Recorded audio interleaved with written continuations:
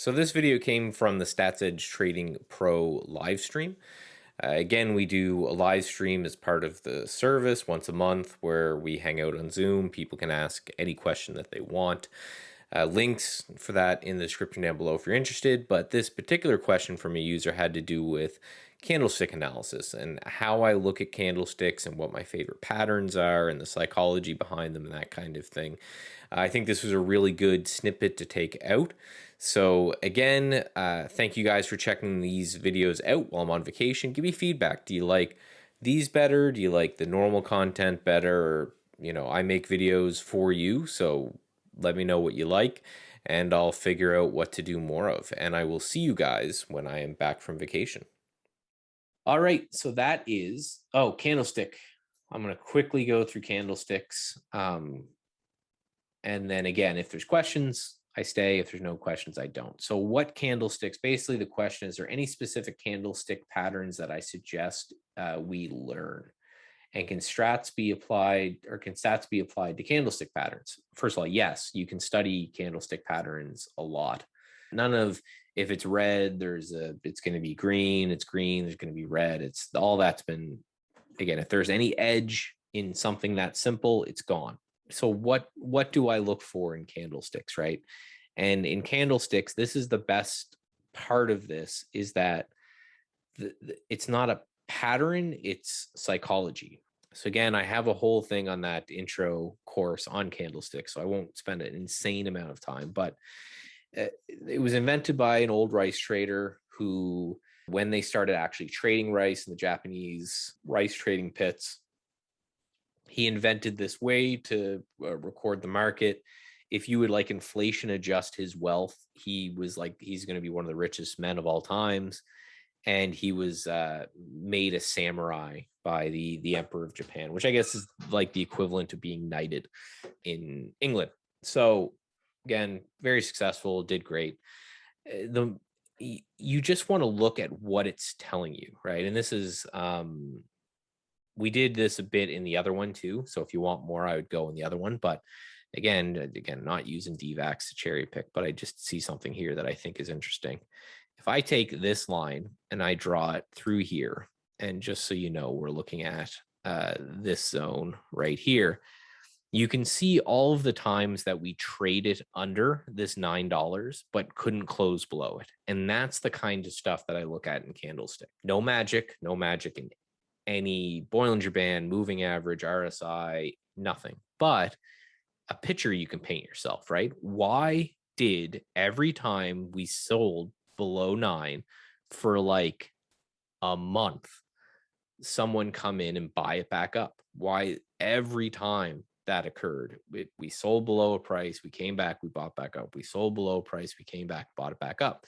To me, that looks like it may be institutional accumulation. Somebody out there has right again, the portfolio manager walks out of his office, he looks at a trader and he says, hey, we need to buy a shit ton of DVAX. So the trader sits there and he says, okay, well, every time this thing drops below 9, I'm going to buy it. And oh, look, he comes in the next day to work. Oh, look, we're below 9, buy. And then it gets above 9, he stops.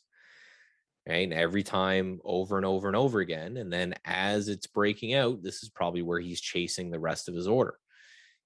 So that's what I'll look at is where is the wicks relative to where is the body.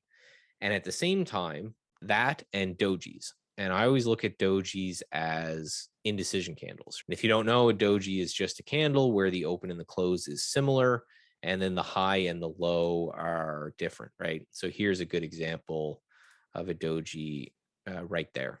Often these dojis can, if they happen after a series of down days or series of up days, can actually signify turning points. So again, think of the psychology, right? A doji means the stock opened up, it rallied, and then sellers came in, and then it sold off, and then buyers came in, and it ended at the same place or close. Technically, if they're not at the exact same price, they're spinning tops. I use them interchangeably. That old Japanese guy can come fight me if he doesn't like it. If he's a samurai, he probably whoop my ass, so I probably shouldn't ask for that. And again, so basically what happens then? So think of if you zoomed in to this day's action, right? What would you see if you looked? It's too much of a pain to look at, but if you zoomed into this on the 5-minute chart, what do you think you see? Stock went up, went down, closed, or went down, went up, closed. Doesn't, but there was, I call these indecision candles, or areas that battles occurred. Often after a big battle or a doji on high volume or something like that, whatever the next move is can often be the next trend. And, that's what we saw here, right? After this pushed up, we had the next trend be up, right? And then same with this one. When I look at this candlestick pattern, these 3 candles right here, what I see is just buyers came in, they pushed it up. You can see 3 times.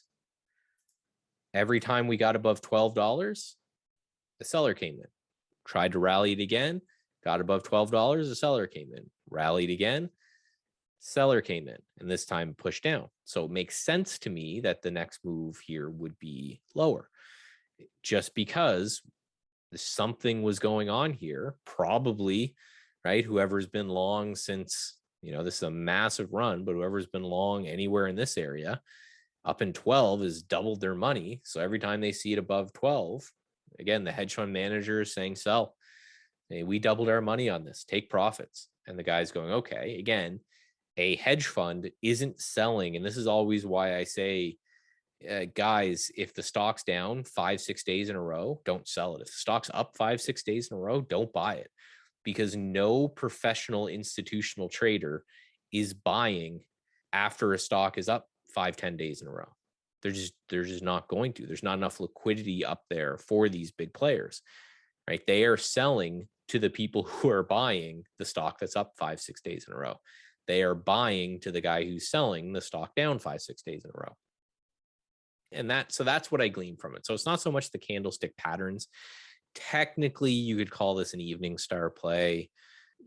Technically, you could call this a hammer. You could call that a series of dojis. There's all kind of names for them. But again, just look at them as what is occurring during the day, right? And use that to paint a picture. And this is kind of hippy dippy, but for me, it helps if you think of the market as a single human. So if you look at DVAX right here, you see that line I drew over at 12. We're seeing the same thing here, right? Every time we get up to or above 12, they're selling. Even this day, even though there's not a topping tail, we opened up at 12 and we're met with sellers, right? So this just shows me, after this candle, you are almost guaranteed to get a sell-off immediately after that one.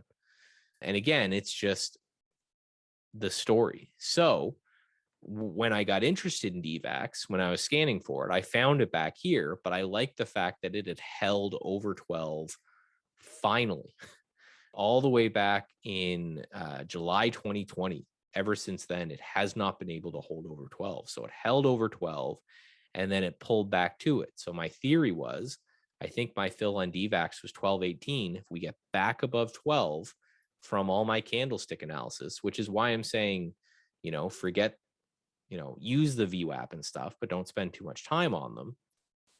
That's all I needed. Saying, okay, 12, that's the number. Let's play off that number. If we close back below kind of this 1150 area, I'm back out. Can't hold over 12.